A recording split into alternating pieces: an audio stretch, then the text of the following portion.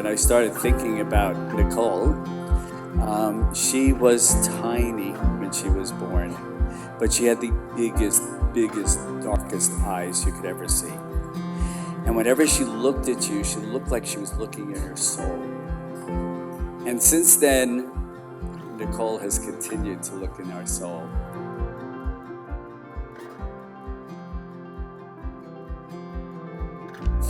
Well, let me talk a little bit about Christopher. I know him well.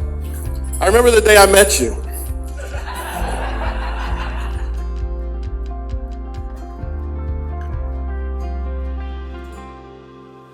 Christopher came home and said, "Mom, Dad, I got something to show you."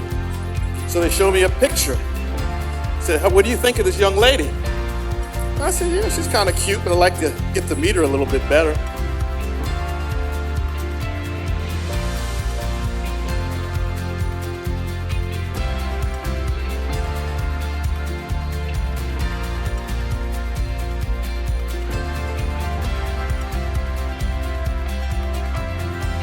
Eight years ago, you guys met at a Halloween party.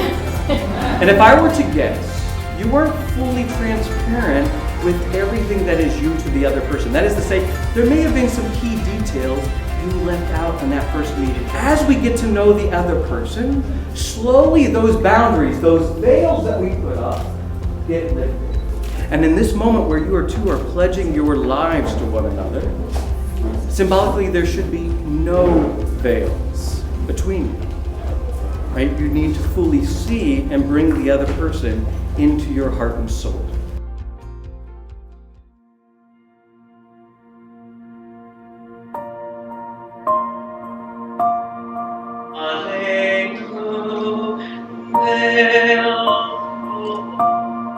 Welcome, and blessed are you who come in the name of God, to consecrate the unification of two souls in love, devotion, and partnership. Nikki, from our first simple date of Italian food and stand-up comedy, I envisioned looking into your eyes. Henceforth, we blended and fused our lives and goals into one mission, establishing a modern family which reflects the values, virtues, and style that have become core to our upbringing, our lives, and our relationship. I believe in you, the person you'll grow to be, and the couple we will be together. I promise to be faithful and supportive, and to always make our family's love and happiness my top priority. I will be yours in plenty and in want, in sickness and in health, in failure and in triumph, and I will dream with you, celebrate with you, and walk beside you through whatever our lives may bring. You are my person, my love, and my life, today and always, to the moon and back, to infinity and beyond. For as long as I can remember, I wanted to travel to India. I finally made it right after I met you. We were dating for about 2 months, and while sitting on a bus watching the images I'd longed to see in my life, I distinctly remember listening to the song I Choose You. I realized then that it was the first time I'd been in a relationship in which I felt a sense of peace, calm, and pure happiness. In the song, Sarah Bareilles sings the words, "This is a beautiful start to a lifelong love letter." But I started writing my first love letter, promising myself that if one day we stood here before each other to join in marriage, that I would read that love letter. Today, roughly 8 years, 24 days, and 8,445 miles have passed since then. In that time, we have exchanged many letters, notes, drawings, and books to continue that love story. But that original love letter was lost to the travel gods long ago. While I am a different version of myself today than the younger woman who wrote that letter, I'll try my best to convey the sentiments of that first letter while including the knowledge, beauty, and wisdom of hindsight and 8 exceptional years of memories with you. As a child, I was fascinated by art, Indian culture, and like many little girls, love and love stories. The Taj Mahal is a monument to an epic love story. I could not have anticipated how my imagination would fail in comparison to the reality of the actual Taj Mahal. The structure, much like a loving relationship, is a masterpiece, built with patience, care, and positive intentions. There is no doubt of the grueling hours, pain, sweat, and tears that went into its creation.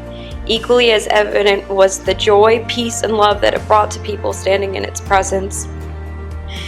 When I dreamt of finding true love of my own, I couldn't have imagined what an earth-shattering impact loving you would have on my life. All of my imagining and storybooks failed in comparison. Our love is an equally epic adventure. Adventurous love story to the ones I imagined as a child. Like the Taj Mahal, over the past 8 years, we have built foundation for our love, unity, with patience, care, and positive intention. We have committed ourselves to each other day after day through the pain, sweat, and tears of difficult times. With grief and illness, enjoyed all the moments of joy, love, and peace that come with a deep connection to another human being. The future is a mystery. I can't tell you what we'll face together. I can only imagine.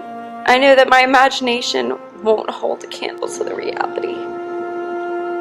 I am ready to begin and end any and all adventures with you. I love you to infinity and beyond. Hare, Ata, Mikudash, Li, Vitala, Ani, Ani, Ledodi, Ledodi, Bedodi, Vidodi, Li. Li. With this ring, may you be consecrated unto me. With this ring, With this ring, may you be forever my beloved, may you be forever my beloved, as I am the beloved of you. as I am the beloved of you. So in the presence, my friends, of these witnesses, you have spoken the words, and now you have performed the rites that unite your lives. Nikki and Chris, as your friend and rabbi and a recognized officiant in the state of Florida, it is my honor and privilege to pronounce you now and forevermore husband and wife.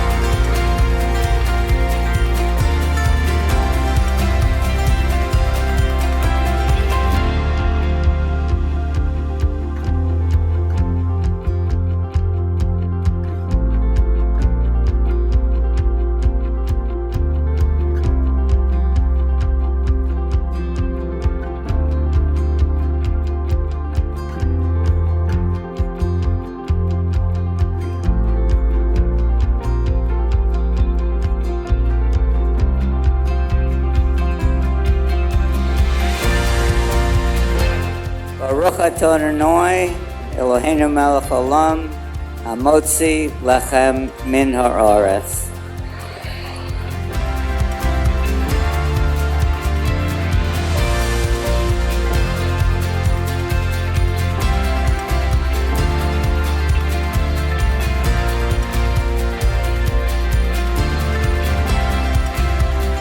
I'd like to introduce my daughter's new father-in-law.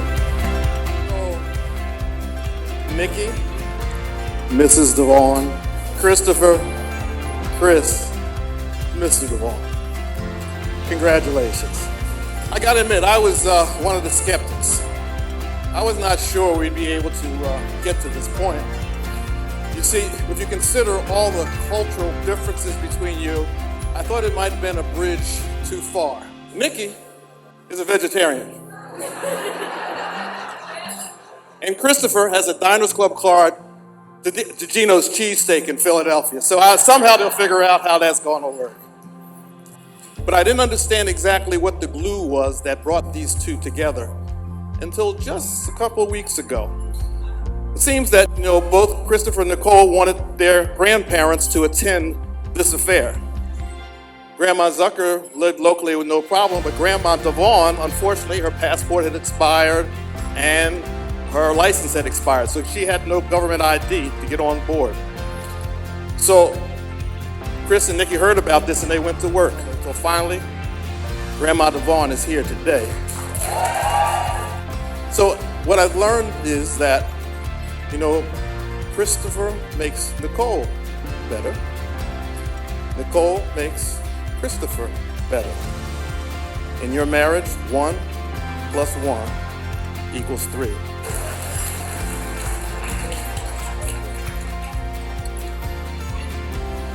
Good evening, everybody. First thing I want to do is thank every single one of you for being here tonight. Life has been rather difficult, and the fact that you are all here means that you really wanted to be here to celebrate with Nicole and Chris. And over the last night, I've met a lot of Chris's friends and family, and they feel like family now. You guys are wonderful. I would like to thank my lovely wife, Rochelle, my fabulous, beautiful daughter. Isn't she beautiful? And my very handsome new son-in-law for helping to put on this night together. I was looking through the brochure and I'm looking at all the people that who are in the procession tonight. Women that are here tonight, I watched them all grow up and I feel that they're all my daughters. And after last night, meeting all of Chris's groomsmen, I think I can say that I think they're all part of our family too. They're all wonderful guys. Let's get to Chris because I have to, Chris. Chris is a very focused young man. He is wonderful. He's so focused that we had to become enlightened once a week when he was living with us. All I can say is, I love you both. Congratulations. Let's raise a glass and toast to the bride and groom, Nicole and Chris.